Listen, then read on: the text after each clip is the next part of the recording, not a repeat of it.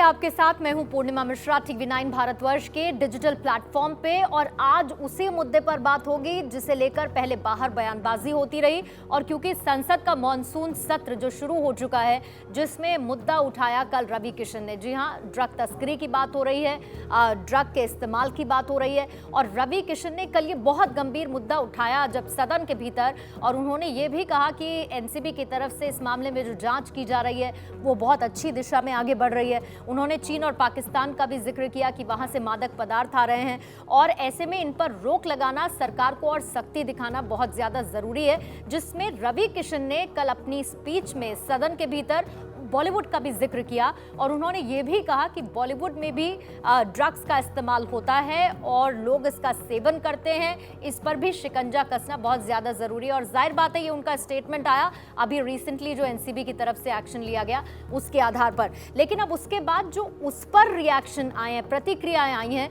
उसका मुझे ज़रूर जिक्र करना चाहिए, जिसमें आज जया बच्चन ने ये मुद्दा उठाया। जया बच्चन बताने की ज़रूरत नहीं है कितनी शानदार अदाकारा वो रही हैं, और अभी सांसद हैं वो। और ऐसे में आज उन्होंने रवि किशन पर बिना नाम लिए निशाना तो साधा ही। उन्होंने ये कहा कि कुछ लोग इंडस्ट्री के, बॉलीवुड इंडस्ट्री के बारे में जैसी बातें कर रहे हैं उससे मुझे बहुत पीड़ा पहुंची है, और वो बहुत भावुक भी हुई।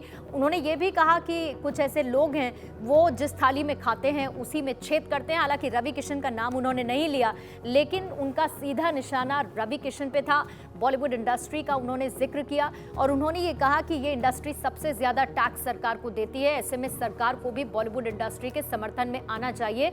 और जो सोशल मीडिया पे जिस तरीके से ट्रोल किया जा रहा है, बॉलीवुड इंडस्ट्री को भद्दी भद्दी बातें लिखी जा रही हैं, उसे लेकर जया बच्चन ने अपना दुख जाहिर किया सदन के भीतर अपनी स्पीच के दौरान।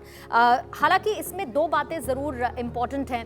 पहली बात एक ये कि रवि किशन ने जो मुद्दा उठाया वो बहुत गंभीर है। जया बच्चन ने उस पर जो रिएक्शन दिया उसमें एक बात घूम फिर कर सामने आती है, जो रवि किशन का उसके बाद का रिएक्शन है वो ये कि अगर ड्रग कार्टेल है तो वो एक्सपोज होना चाहिए। अगर चाहे बॉलीवुड इंडस्ट्री के अंदर है या बॉलीवुड इंडस्ट्री के बाहर है, जहाँ जहाँ ड्रग का इस्तेमाल होता है उस पर शिकंजा कसना बहुत ज़्यादा ज़रूरी है। सिर्फ फिल्म इंडस्ट्री को टारगेट करना किसी का लक्ष्य नहीं है, किसी का टारगेट नहीं है कि बॉलीवुड इंडस्ट्री को कॉर्नर किया जाए और वहाँ के लोगों के लिए इस तरीके की बातें बोली जाए। हालांकि सोशल मीडिया पे अक्सर इस तरीके की ट्रोलिंग होती है जो अभी भी लगातार हो रही है बॉलीवुड इंडस्ट्री के लोगों को लेके।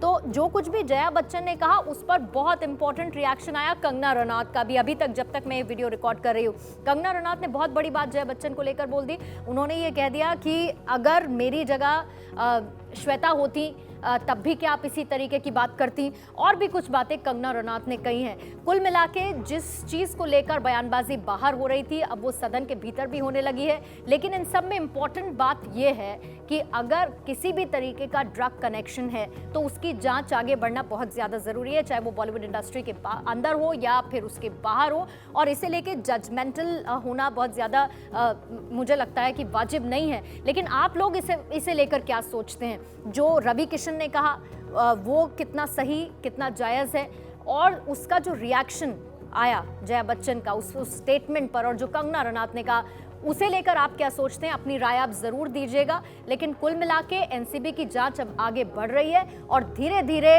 ड्रग कार्टेल पर, ड्रग पेडलर्स पर शिकंजा एनसीबी का कसता जा रहा है। कई गिरफ्तारियां हुई हैं और आगे जांच बढ़ रही है।